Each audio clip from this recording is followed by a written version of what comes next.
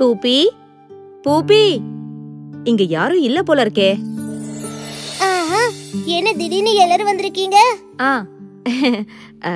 உன் தோட்டத்து கீரைகளை நாங்க பார்க்கணும்னு ஆசைப்படுறோம். அதுக்கு என்ன, பார்த்துட்டா போச்சு.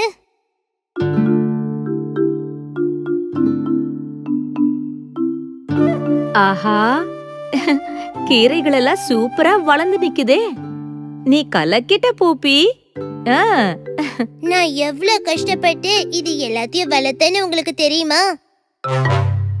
ஏய், என்ன நீ இப்படி பண்ணிட்ட? இங்க வா.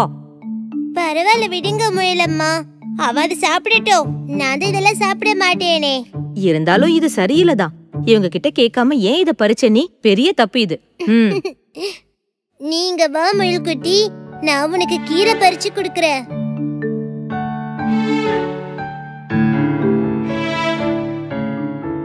ஏய், யார் அது? யார் அது என் கீரையெல்லாம் பறிக்கிறது? ஏன் இடத்துல இருக்கிற கீரையே நான் பறிக்க கூடாதா என்ன? அதானே, உன் இடத்துல தானே பறிக்கிற. யார் அது? நான் தான், மண்புழு. நான் சொல்லாம யார் சொல்லுவா? என்ன இது, ஏன் இடத்துல வந்து என்னையே கேள்வி கேக்குறியா? அடா, அதெல்லாம் இருக்கட்டும். நான் இப்ப உன்கிட்ட இந்த காடு யாரோடதுன்னு விவாதம் பண்றதுக்கெல்லாம் வரல. ஆனா நான் வளர்த்த கீரைய என்னோட அனுமதி இல்லாம பறிக்க யாருக்கும் உரிமை இல்ல. ஆஹா, ரொம்ப திமிரா பேசுற. இது பூப்பியோட தோட்டம்.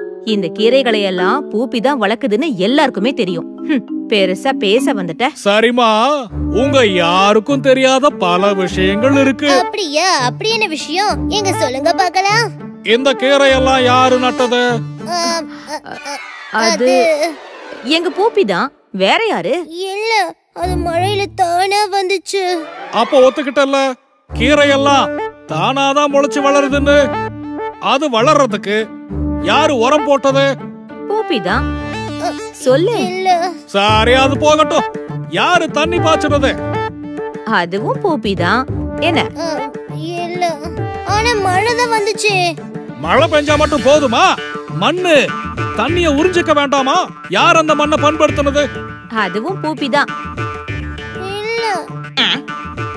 அப்படி இருக்கும்போது எப்படி இந்த கீரையெல்லாம் அதுக்கு சொந்தமாகும்?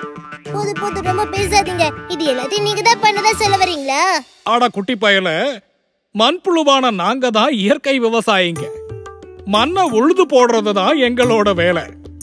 அப்படி மண்ணுல காத்து போற மாதிரி துவாரங்களை உண்டாக்கி ஈரப்பதம் அப்படியே இருக்கிற மாதிரி செய்வோம். நாங்க சாப்பிடுற உணவை ஜீரணிச்சு அத நல்ல உரமா மாத்தி வெளியேற்றுவோம். அந்த உரத்தால தாவரங்கள் நல்லா வளரும். இப்ப உங்களுக்கு எல்லாம் புரிஞ்சிருக்குமே. அதாவது நானும் என்னோட கூட்டாளிகளும் இடைவிடாது உழைச்சு இந்த கீரைகளை எல்லாம் நல்லா வளர்த்திருக்கோம். அதனாலதான் சொல்றேன், யாரும் இந்த கீரைக்கு உரிமை கொண்டாடி இங்க வரக்கூடாது. நீங்க சொல்றது நியாயம்தான். ஆனா தோட்டம் பூப்பியோடது தானே? பூப்பியோடதா? அட பதறுகளே, மண்ணுல வேலை பாக்குறதாரு? அது விவசாயி. ஒத்துக்கிட்டியா? அப்ப எந்த நேரமும் மண்ணுல வேலை பார்த்துக்கிட்டு இருக்கிற எங்களுக்கு தான உரிமை அதிகம். அது மட்டும் இல்ல, மண்புழுக்களான எங்களுக்கு பூமியில இருக்கிற எல்லா இடமும் ஒண்ணுதான். எங்க மண் இருக்கோ அங்க எங்களுக்கு வேலை இருக்கும். நாங்க மண்ணுல எந்த வேறுபாடும் பார்க்க மாட்டோம். மண்புழு அண்ணா, உங்க கூட வாக்குவாதம் செய்ய நான் தயாரா இல்ல. நீங்க சொன்னது எல்லாமே உண்மைதான், நான் ஒத்துக்கிறேன். நான் இந்த கீரையெல்லாம் சாப்பிடறது இல்ல.